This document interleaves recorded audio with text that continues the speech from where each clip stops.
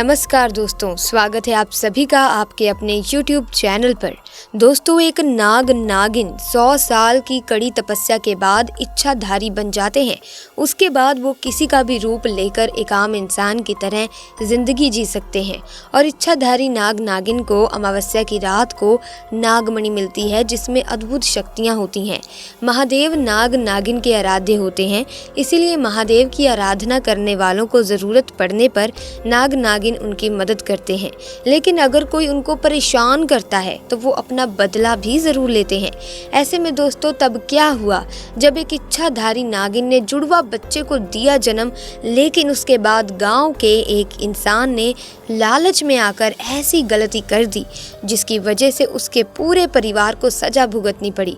ये घटना घटित हुई बलिया में रहने वाले उदित के साथ। दोस्तों, अगर आप सच्चे सनातनी हैं तो कमेंट सेक्शन में ज़रूर लिखें हर हर महादेव और वीडियो को लाइक और शेयर करना ना भूलें। दोस्तों, उदित बलिया गांव में डेयरी चलाता था और साथ में वो खेती भी करता था।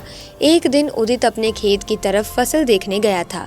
वहां जाकर उसने देखा कि उसकी फसल को पानी की जरूरत थी। तभी वो पास के तालाब में गया जहां से वो अपनी फसल को पानी देता था।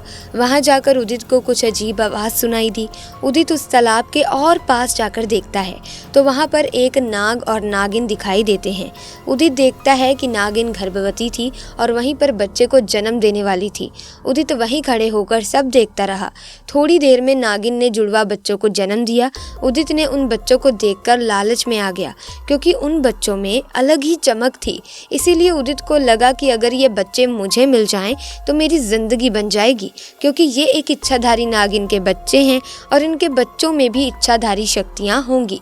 तभी उदित पीछे से जाकर फावड़े से नाग को मार देता है और उनमें से एक बच्चे को अपने हाथ में ले लेता है।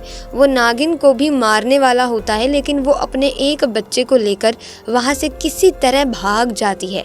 उदित उस बच्चे को पाकर खुश हो जाता है और उसको अपने घर लेकर आता है। दोस्तों, उस दिन के बाद से उदित की डेयरी का व्यापार अच्छा चलने लगता है। उसके खेतों में भी अच्छी फसल होने लगती है। धीरे धीरे वो उस गाँव का सबसे रईस और इज्जतदार आदमी बन जाता है। उदित उस बच्चे का भी अच्छे से ध्यान रखता है, क्योंकि वो समझ जाता है कि जो भी हो रहा है उसी की वजह से हो रहा है। वो इच्छाधारी नागिन अपने एक बच्चे को खोकर बहुत दुखी रहती है और इंतजार करने लगती है उस मौके का जब वो उदित से अपना बदला पूरा करेगी।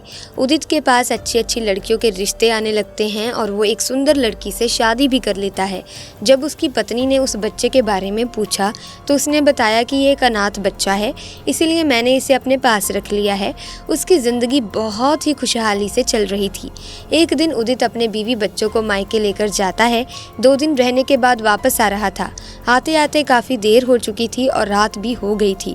तभी रास्ते में उसकी कार एक पत्थर से टकरा जाती है और खाई की तरफ चली जाती है। उदित की बीवी कार से निकलकर गहरे दलदल में फंस जाती है। उधर उदित किसी तरह उस कार से निकलता है और उस बच्चे को भी निकालता है। वो देखता है तो एक इच्छाधारी नागिन उसके सामने खड़ी होती है। उदित को याद आ जाता है कि ये वही इच्छाधारी नागिन है। वो नागिन भी अपने बच्चे को और उदित को पहचान जाती है। वो नागिन बहुत ही गुस्से में होती है। अमावस की रात थी दोस्तों, इसीलिए वो नागमणि पाकर और भी ज्यादा शक्तिशाली हो चुकी थी। बस रह गया था तो उसका बदला। उदित अपनी बीवी को तड़पता देख बचाओ बचाओ चिल्लाने लगता है। तभी वो नागिन बोलती है कि तुम दोनों में कोई नहीं बचेगा। उदित बहुत डर जाता है और उस नागिन के सामने घुटने टेक कर बोलता है, नागिन, मेरी गलती की सज़ा मुझे दो, मेरे बीवी को नहीं। उदित को अपनी गलती का दोस्तों एहसास हो जाता है कि जब कोई अपना खोता है तो कितना दुख होता है, और उसने एक कितनी बड़ी गलती कर दी थी लालच में आकर। उसे ऐसा नहीं करना चाहिए था। उसे एहसास था अपनी गलती का। तो दोस्तों, उस नागिन का गुस्सा शांत होने लगता है और उसकी बीवी को वो वहाँ से बाहर निकाल देती है। उदित ने उस नागिन से अपनी गलतियों की दोबारा माफ़ी मांगी और उसके बच्चे को वापस कर दिया। वो नागिन अपने दोनों बच्चों के साथ वापस जंगल चली गई। दोस्तों, लालच के चलते किसी को नुकसान नहीं पहुंचाना चाहिए, नहीं तो उसका फल एक दिन जरूर मिलता है दोस्तों, क्योंकि हर व्यक्ति के कर्मों का लेखा जोखा महादेव इसी जन्म में करते हैं। ऐसे में हर व्यक्ति की गलतियों की सजा इसी जन्म में मिलती है। तो दोस्तों, अंत में हम इस वीडियो में आपसे यही कहेंगे कि भूल कर भी किसी भी नाग नागिन, किसी भी साधारण सांप से आप पंगा ना लें। किसी भी लालच में आकर जाने अनजाने में कभी भी नाग नागिन जिनको नुकसान ना पहुंचाएं उन्हें मारे ना, वरना इसका अंजाम बहुत ही ज़्यादा बुरा हो सकता है। ऐसे में दोस्तों आज की वीडियो में बस इतना ही।